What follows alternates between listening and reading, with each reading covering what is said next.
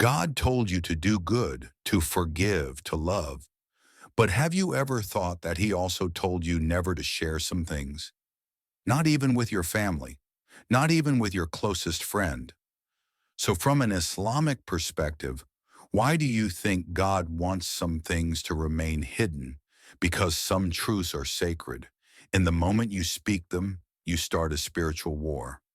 Now we will talk about the 5 things God never wants you to tell anyone. And listen carefully, because this knowledge will be your spiritual armor. It will add strength to your faith. The first truth: never tell your next move. When God gives you a vision, it is not for public discussion. It is for private and noble preparation. There is the story of a prophet, a young prophet. God shows him a great dream. He sees that one day he will reach a very high position. He is excited. He shares it with his family. Do you know, I saw a dream? The sun, the moon, and 11 stars were bowing down to me. And do you know what happens? His own brothers become his enemies. They throw him into a well. They sell him as a slave. He faces unimaginable hardships. Why? Because his powerful dream disturbs some people. Some people celebrate you until your destiny begins to judge their stagnation. That is why God sometimes hides your plans, not to punish you, but to protect you. When you speak too early, you invite opinions, doubts, and spiritual interference. You enrage those who cannot stand you. They make treacherous plans behind your back and try to pull you down. Every word you speak has power, and wrong ears can hear wrongly. The enemy listens for clues, studies patterns, searches for open doors, and your words can be a door. As the famous commander Fatih Sultan Mehmet said, "If even a single hair of my beard knew my plan, I would tear it out." A fool pours out all his emotions, but a wise person restrains them. Some visions grow best in silence. Some blessings are safest in secrecy. You do not need approval for something God has already approved. When the time comes, your fruit will speak for itself. So do not announce it. Prepare. Do not explain. Obey. Move silently. Pray deeply. And let your results preach louder than your words. Think of a woman. God gives her a business idea, a revolutionary idea, one that will change people's lives. The woman is excited. She tells everyone, her family, her friends. She shares it on social media. And what happens? Everyone gives opinions. This won't work. It was tried before and failed. You can't do this. The risk is too big. And the woman's idea dies before it is even born. Why? Because she invited the wrong ears. If the woman had stayed silent and worked only with God, that idea would have come to life. But now that idea is dead. Do not tell your next move, because not everyone wants your success. Some want your failure. The second thing, do not share what God communicates to you with people. Whether it is a dream or an inner voice, these are not coincidences. They are God's communication with you. Never reveal them to people. When God whispers something to your soul, a warning, a dream, a conviction, it is not always your duty to explain it, because some people mock what they do not understand. Others twist it, question it, or plant doubt where God planted faith. God gives you warnings to protect you, to teach you, or to prepare you. And if you reveal them too early, you invite voices that were never meant to be there. Some divine instructions are like seeds. If you dig them up too early, they will never grow. So pay attention to God's warnings, but do not share them. Not every word is public. Some are for your prayer niche, not for your audience. Remember, never tell either a bad dream or a good dream. There is a man. God gives him a warning in a dream. The person you took as a business partner will betray you. Do not trust him. The man wakes up in the morning, shocked, but not sure. Maybe it's just a dream, he says. He tells his friend. His friend laughs. Don't be ridiculous. That man is very good. You're overthinking. The man listens to his friend. He ignores God's warning, and 6 months later, that partner truly betrays him. He destroys the company. He steals the money. The man says, "My God warned me, but I did not listen." Not everyone understands what God tells you. Some will think you are crazy. Some will mislead you. So keep what God tells you in secret, and take it seriously. The third thing, never talk about your good deeds and sacrifices. In a world obsessed with showing everything, God still values what is done in secret. Never live as someone addicted to showing off. Let some things remain between you and the one who created you. As it is said, let not your left hand know what your right hand gives. Because when you seek attention for what you are supposed to do, the reward shifts from heaven's approval to people's applause. And then you begin trying to please people like someone desperate. In other words, you row in vain. Some people do the right thing, but they lose the blessing because they want to be seen. They share it, mention it, or slip it into conversation, hoping someone will notice. But God does not need you to prove your goodness. He already saw it. When you boast about your obedience, you turn the sacrifice into something about yourself, not about Him.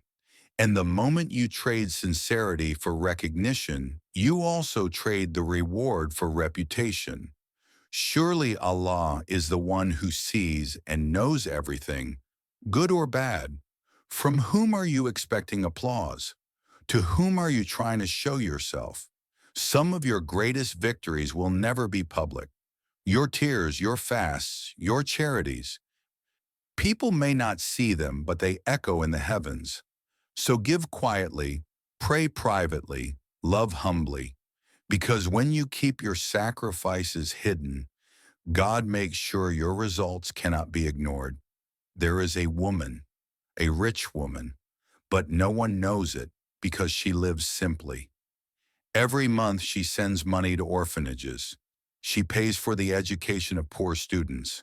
She covers the treatment of the sick, but she tells no one. She shares nothing anywhere. Her friends say, "Why are you so stingy? You never spend anything." The woman smiles, but she does not answer.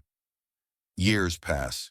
The woman grows old, and one day she dies.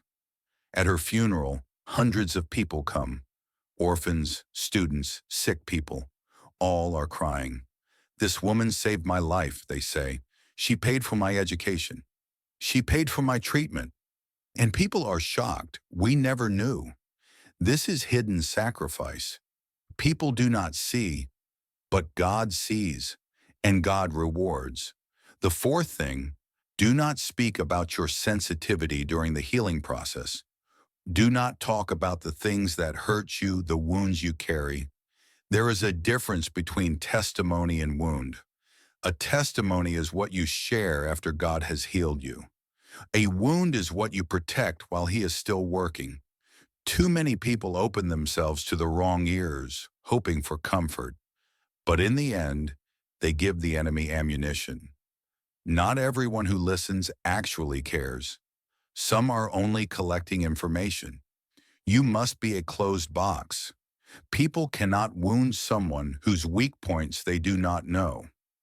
Do not open yourself to someone thinking you are just sharing pain. You may be training an enemy.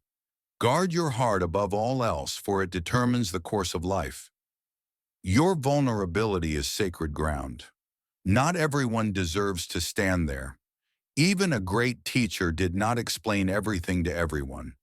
He had crowds, he had disciples, and then he had an inner circle. And still there were things shared only between himself and God. Being transparent is not wrong, but it must be led by the Spirit, not by emotion. Share your battles with those who have the strength to carry them, not merely with those who are willing to hear. Because when you expose pain too early, you risk reopening what God is trying to close. So until your wound becomes a testimony, remain silent, remain in prayer, and allow God to finish the healing in secret. There is a man, he committed a great sin in the past, but he repented. God forgave him. Now he is healing, but he is still weak. He still feels the attraction of that sin. One day he is talking with a group of friends. The conversation turns and everyone begins speaking about the past. The man also speaks. I used to do things like that too. His friends laugh. Wow, you too? They say. But a few days later, one of those friends invites the man to commit that sin again. Come on, like the old days, he says. And the man, in a moment of weakness, accepts. And he falls into sin again. Why? Because he opened his wound too early. He gave ammunition to the enemy. If the man had stayed silent, if he had waited until he was healed, this would not have happened. Keep your wounds hidden until God turns them into testimony. The fifth thing, never speak about the details of your blessings. Not everyone who celebrates your success may want good for you. Some people praise you openly, but envy you privately. They look at you with jealousy, and if the enemy cannot steal your faith, he tries to steal your focus by turning your blessings into a target. That is why sometimes after God blesses you, things suddenly become difficult, because you expose what was meant to remain hidden. There is a story of wise men who visited a child. After they found him, an angel warned them, "Do not tell the king where the child is." Some blessings are fragile, too fresh to survive exposure. God's grace is like fresh oil. It must be sealed until it is ready to be poured out. When you tell the wrong people what God has given you, jealousy, doubt, and curses may follow. This is not superstition. This is spiritual wisdom. Celebrate with gratitude, not with public display. Thank God quietly before announcing it loudly to the world. Let your peace be the proof that you are blessed, not your posts or your reports of praise, because true grace does not need advertisement. In time, it reveals itself. There is a family. God gives them a great blessing, a beautiful house, a good car, abundant money. As a family, they decide, let us show this blessing to everyone, to glorify God. They post photos on social media. They share their house, their car, their luxurious life. And what happens? Jealousy begins. Some relatives say they are showing off. Some friends suspect, where did they get this money from? And slowly, their blessing begins to decrease. Their work deteriorates. The money disappears. Problems arise. Why? Because they expose what was meant to remain hidden. If they had remained silent, if they had only thanked God, the blessing would have continued to increase. But now it is gone. Keep your blessings hidden. The enemy cannot attack what he does not know. Every secret God asks you to keep is not about silence. It is about stewardship. Your dreams, your revelations, your sacrifices, your healing, your blessings. These are processes meant to remain hidden. And when you learn to protect what must stay hidden, you create space for God to multiply it. Because the enemy cannot attack what he does not know, and people cannot curse what they cannot see. So guard your words the same way you guard your heart.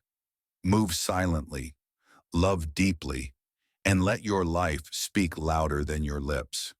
The truth is this: God is not trying to hide something from you. He is teaching you how to protect what belongs to you, because when you learn to move in silence, he begins to speak louder in your spirit. So before sharing your next dream, blessing, or breakthrough, ask yourself, is this for people's ears or for God's glory? If this message touched you, write "I will protect" in the comments. And do not forget to subscribe, because the next message will reveal how God exposes those who secretly conspire against your destiny.